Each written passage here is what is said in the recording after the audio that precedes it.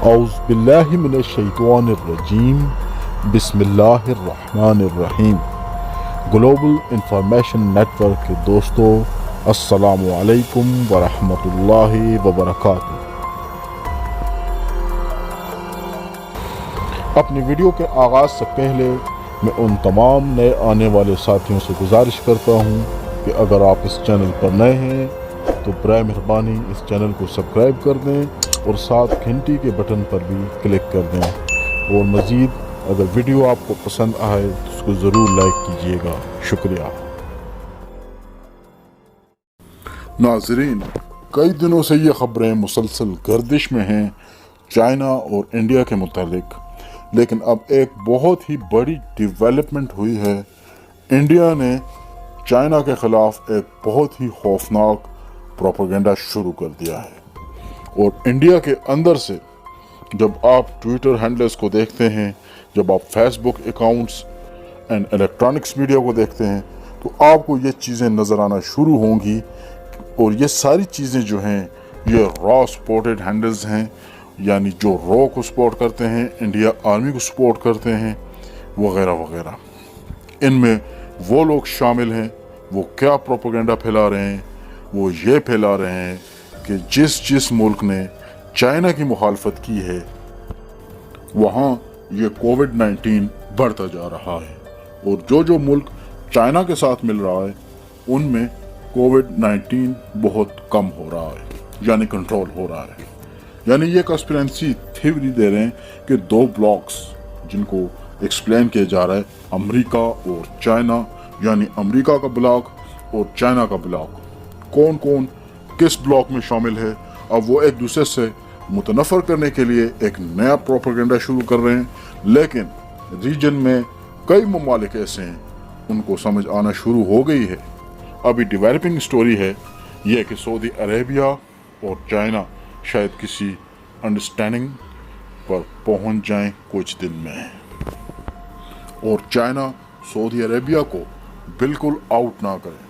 سعودی عربیہ نے خواہش ظاہر کی ہے کہ وہ روڈ اینڈ بیلٹ منصوبے کا حصہ بننا چاہتا ہے، اور اس پوری سیناریو میں ہو جاتا ہے کہ محمد بن سلمان اور سعودی حکومت جو ہے چائنا کے ساتھ ہینڈ شیک کر لیتے ہیں، تو آپ سمجھتے ہیں اس میں سب سے بڑا پلیئر چائنا کے بعد کون ہے؟ وہ ہے پاکستان۔ تو پاکستان اور سعودیہ کے ویسے بھی اچھے تعلقات ہیں، چائنا کی وجہ سے وہ زیادہ سیمنٹ ہو جائیں گے، تو نقصان کس کو پہنچے گا؟ مودی کو۔ اور اگر سعودی عربیہ اس میں کسی نہ کسی طرح روپن ہو جاتا ہے کسی بھی وجہ سے، تو UAE، بحرین، کویت، یہ تمام ممالک زیادہ پیچھے نہیں ہوں گے۔ اب کیا ہو رہا ہے کہ مودی نے خود کو ایسے انفرادی حکمران کے طور پر پیش کرنے کی کوشش کی جو ملک کو فوجی اور اقتصادی بلندیوں پر لے کر جانے والا ہو، لیکن چائنا کے ساتھ جڑپ میں بھارت کا سارا بھنڈا پھوٹ چکا ہے، کھل چکا ہے، نظر آ چکا ہے۔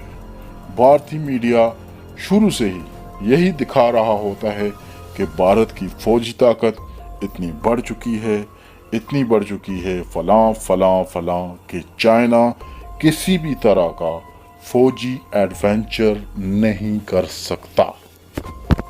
لیکن حقائق اس کے برعکس ہیں، اور مزے کی بات یہ ہے کہ مودی نے سرے سے لائن آف کنٹرول کا دورہ کیا ہی نہیں، بلکہ اسی مقام سے 250 کلومیٹر پیچھے دور دراز کہیں دورہ کر کے فوٹو سیشن کرا کے ایک فیک ہاسپٹل بنا کے شوٹنگ کرنے کے بعد وہاں سے واپس آ گیا۔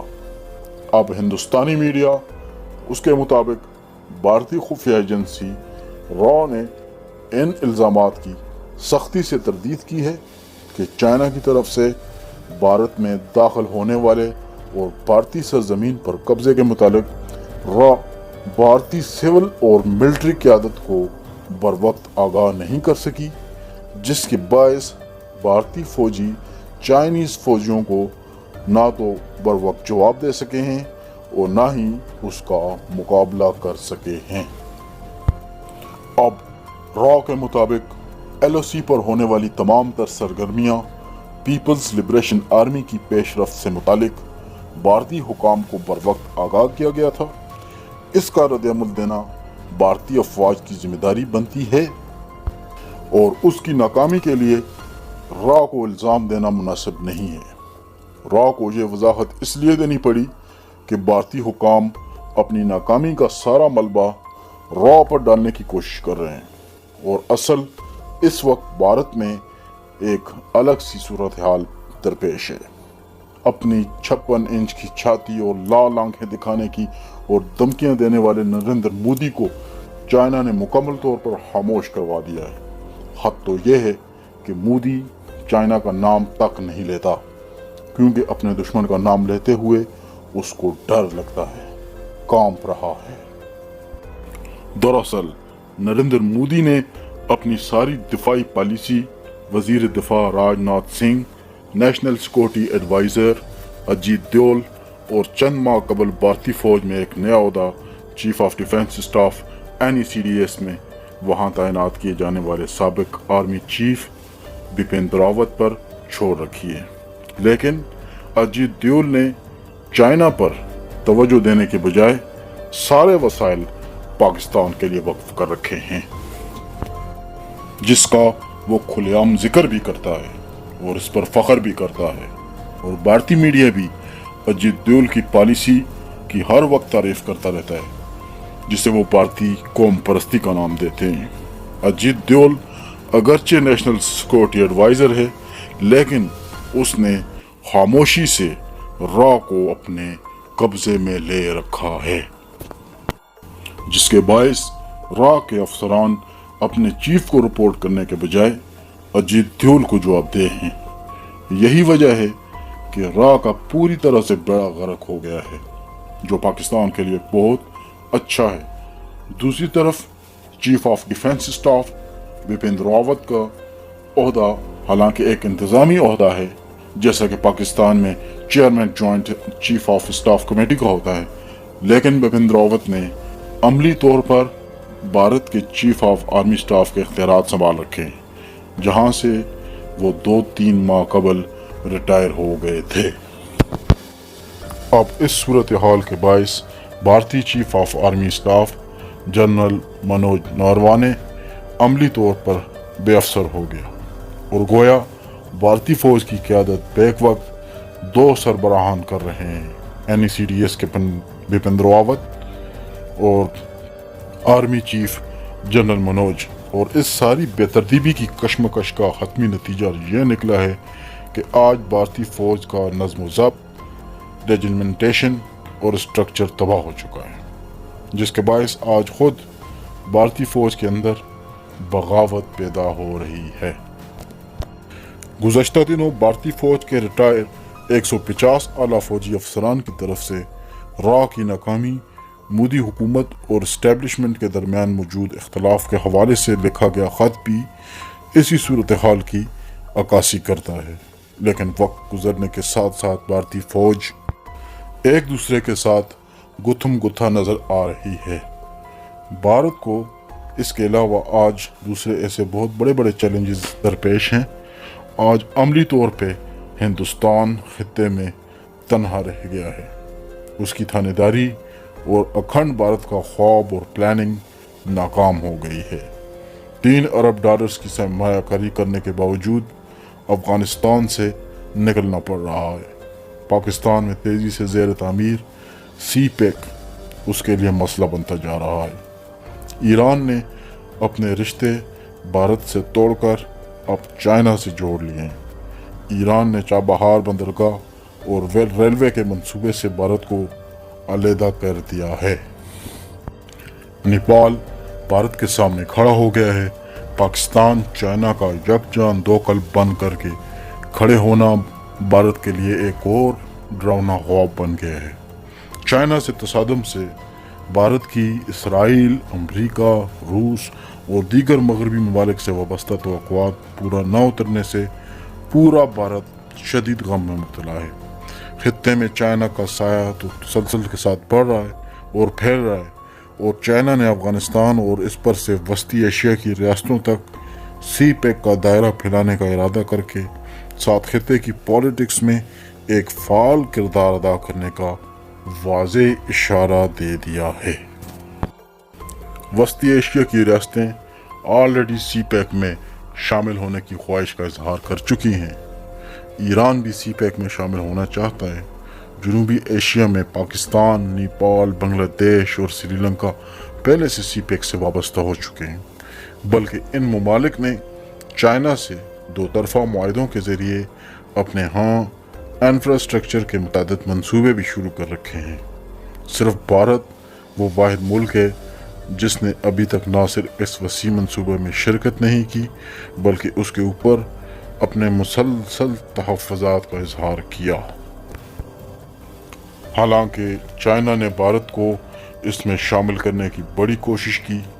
मई 2017 में चाइना ने अपने यहाँ BRT belt and road initiative सरबराही conference में शिरकत के लिए भारत को इनवाइट भी किया, लेकिन भारत के वज़ीर-ए-आज़म मोदी ने अमेरिका के ईमा पे इसमें शिरकत करने से इनकार कर दिया। लद्दाख के बाद ताहम मालूम होता है कि चाइना भारत की शमूलियत के बगैर मंसूबे को आगे बढ़ाने का पक्का फैसला कर चुका है। पाकिस्तान की जानिब से अफगानिस्तान की ट्रांजिट ट्रेड सहूलत बहाल होने पर चाइना ने जो मुस्बत बयान जारी किए हैं वो उसकी नई सोच और पॉलिसी का मज़र है। सदर ट्रंप की जो पॉलिसीज़ हैं उसकी बदौलत चाइना के ख़िलाफ़ बेबुनियाद और झूठे प्रोपेगेंडे के पेश नज़र मालूम तो होता है कि चाइना ने सी पैक की कामयाबी के लिए अफ़गानिस्तान और वस्ती एशिया की रियासतों पे ज़्यादा इन्हिसार करने का फ़ैसला कर लिया है। चाइना के तारीख़ी पस मंज़र पर नज़र दौड़ाएं तो आप ये जान सकते हैं कि कौमों की ज़िंदगी में अरूज व ज़वाल तो आता रहता है। चाइना जिनको अफीम खोर कौम कहा जाता था, वक्त ने करवट ली, मुल्क और कौम से मुखलिस क़यादत मुयस्सर आई और आज वो दुनिया की सबसे बड़ी इक़्तिसादी क़ुव्वत है। और वो वक्त दूर नहीं है कि वो दुनिया की सबसे बड़ी अस्करी क़ुव्वत बनकर सामने आएगा। चाइना खामोशी से जो असला, जंगी जहाज़ और हथियार तैयार कर रहा है और कर चुका है, जो इस वक्त दुनिया में किसी और के पास नहीं। 23 मई 2020 को चाइना ने खला में 2 सैटेलाइट कामयाबी से भेजे और इनमें जो टेक्नोलॉजी इस्तेमाल की गई वो दुनिया में पहली बार इस्तेमाल हुई। भारत जो पाकिस्तान को अकेला करने में बहुत पेश था, अब खुद अकेला और तन्हा होकर रह गया है। अब इस बात को नज़रअंदाज तो नहीं किया जा सकता कि पाकिस्तान और ईरान के दरमियान गैस पाइपलाइन के मंसूबे से भारत को निकालने के बाद अब चाइना तीसरा मुल्क होगा जो इस मंसूबे का हिस्सा होगा। खित्ते में इन तमाम चाइनीज़ इक़दामात से ज़ाहिर होता है कि चाइना ने भारत के सियासी असर रसूख को कामयाबी से महदूद कर दिया है।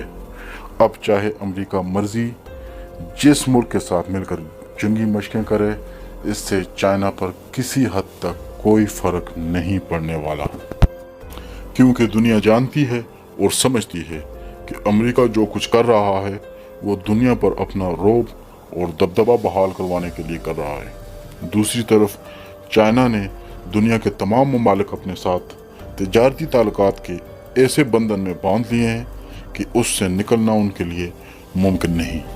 यहाँ तक कि अमरीकी हलीफ ममालिक भी चाइना के ख़िलाफ़ सिर्फ बयानबाजी से काम ले रहे हैं। अभी तक कोई अमरीकी खलीफ सवाए बरतानिया के चाइना के ख़िलाफ़ कुछ कर नहीं पाया, और वजह सिर्फ तिजारती ताल्लुकात और उनकी आपस में जुड़ी मईशत है।